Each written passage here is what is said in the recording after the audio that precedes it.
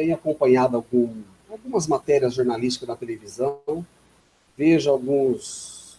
Porque hoje em dia o que está se dando de receita para o trabalhador é o empreendedorismo, né? E quanto mais tecnologia ele conhecer, mais ele está apto a competir nessa selva capitalista. Mas o cenário que está sendo colocado aqui é muito desanimador. E eu tenho que fazer essa pergunta para o Daniel, porque o Daniel ele é um cientista social. Além da formação na área de informática, digital, ele tem essa veia, essa formação, e é político também, né? É um militante político. Daniel, o que a gente pode ver como solução para os trabalhadores? O que você nos diria? Você já deu essa receitinha na sua última intervenção, mas depois do que o Leandro falou, a Sanches falou, o Jota falou, estou com vontade de chorar aqui. O que você me aponta de horizonte, caminho? Pois é, Werneck, quando a gente olha a voracidade do progresso, do ponto de vista da nossa própria individualidade, o que a gente pode em relação a ele, a gente cai nesse cenário tenebroso, né? Os camaradas aqui foram falando, eu fiquei pensando nos trabalhadores de tecnologia que vivem, né, como eu vivo, essa necessidade de atualização constante, né?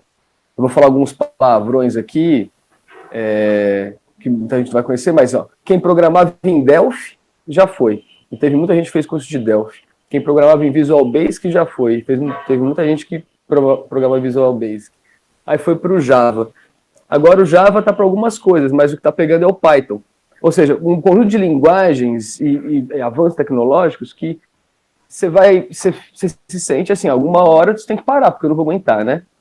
E ao mesmo tempo eu vou ser descartável nesse processo. Então, do ponto de vista individual, o cenário é quase esmagador. O trabalhador, o que leva, como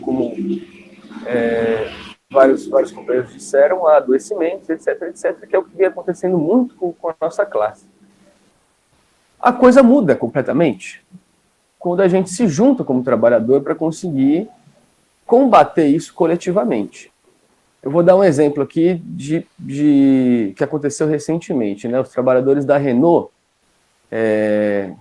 em Curitiba, a Renault anunciou a demissão, se eu não me engano, de 2.000 trabalhadores metalúrgicos. Isso tem tudo a ver com os processos de reestruturação produtiva, que vai acontecer na própria fábrica, que tem a ver com a indústria 4.0, que a indústria 4.0, eu acho que ela tem um elemento novo na automação, que para mim eu acho que qualifica ela de forma que eu entendi melhor, que hoje a gente tem a capacidade de administrar grandes, enormes bancos de dados.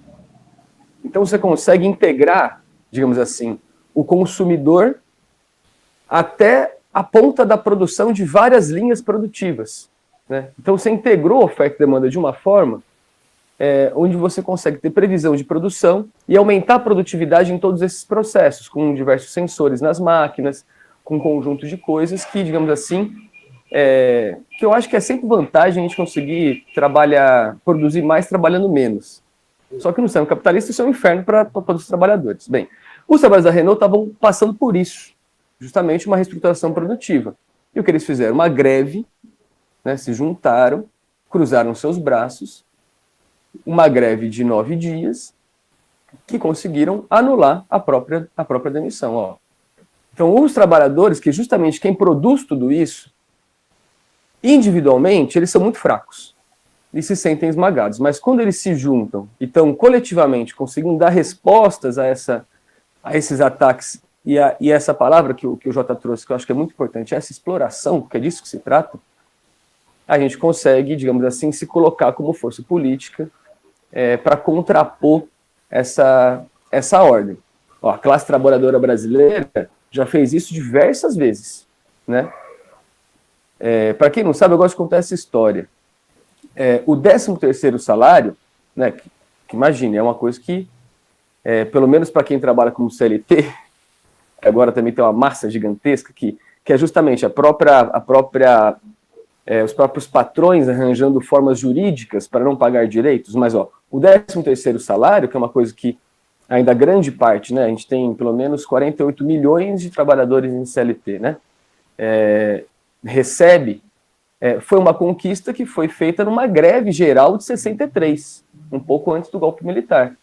e que ninguém conseguiu mais tirar, porque depois que você conseguiu, agora tira. Não tira. Mas isso é fruto de uma greve geral dos trabalhadores, né? É uma greve famosa, chamada greve dos 700 mil. Então, todos os pequenos direitos que nós temos não foi fruto de bondade, foi fruto da luta dos trabalhadores. Né? Nossa própria classe já teve muito mais organizada. No momento que a gente está vivendo, está um pouco mais difícil. Né? As pessoas estão mais individualizadas, que é justamente disso que a gente estava falando. Mas não tarda dos trabalhadores se entenderem melhor como trabalhadores. E aí isso tem várias dificuldades, porque a tecnologia vem também para desmontar isso, né? Um trabalhador do Uber, por exemplo, né? Ele vai ter todo um discurso de que ele é um empreendedor, para pegar o ponto que você colocou, né? Porque você controla seu próprio tempo de trabalho, você faz isso, você faz aquilo. Algumas áreas de tecnologia, como que eu trabalho, já vive isso há muito tempo. Na verdade, você nem é mais CLT, você abre uma empresa, né? Agora o MEI facilitou isso para muita gente, e você vai trabalhando por demanda aqui e ali. Mas, digamos assim, sempre tem um patrão que está te contratando, por mais que você faça o seu horário, né? E você trabalha por produção, como o Uber trabalha. O Uber trabalha por produção, ele tem que produzir para conseguir ganhar. Mas quem que detém, aí vai falar, mas ele tem o carro e o celular. Tá bom, mas ele tem o satélite? Ele tem o banco de dados do aplicativo? Ele tem todo o controle, que é o gerenciamento que aquele aplicativo faz, que também atrás desse aplicativo tem milhares de trabalhadores desenvolvendo aquele software? Não, ele não tem isso. Então, quem detém os meios para o Uber trabalhar não é ele. E o tempo que ele trabalha, ele ganha um tanto, e a grande parte de todo esse trabalho, de todos esses motoristas, vai para o patrão, que é o capitalista, dono da Uber, que inclusive já é uma multinacional, etc, etc. Veja, não tem nada de empreendedorismo nisso. Uma hora, essa ficha vai cair. E aí, esses trabalhadores vão ter que se juntar e conseguir reivindicar os seus direitos. Né? E, quiçá, mais do que reivindicar os seus direitos, por que não despedir o seu patrão? Né? Como diz a música do Gabriel do Rapa, né? do Falcão. Por que não despedir o seu patrão? E já que a gente que faz, a gente então que domine, inclusive todo esse processo, que já dominamos, só que tem alguém que fica sugando o nosso trabalho. Né?